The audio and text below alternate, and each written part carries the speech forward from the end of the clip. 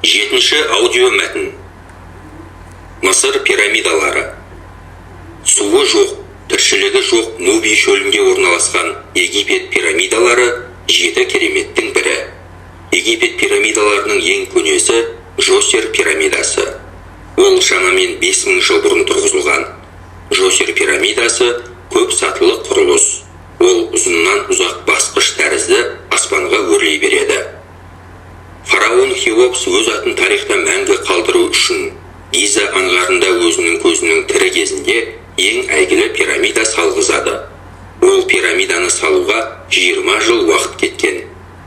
Хеопс немесе Хуфу деп аталатын бұл пирамиданың биіктігі 147 метр, ал орналасқан алаңы 55 000 шаршы метр. 2,5-3 тонналық блоктарды бірінің үстіне бірін ептілікпен араларынан ине өтпейтіндей етіп қалаған. Бұл пирамиданы тұрғызу үшін осындай тас блоктың 2,300,000 данасы пайдаланылған.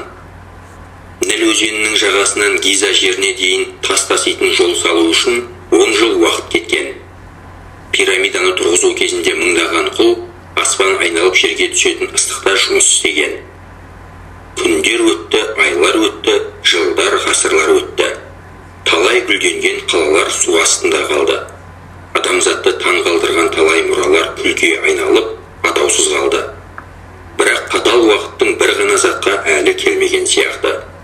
Ол Египет пирамидалары.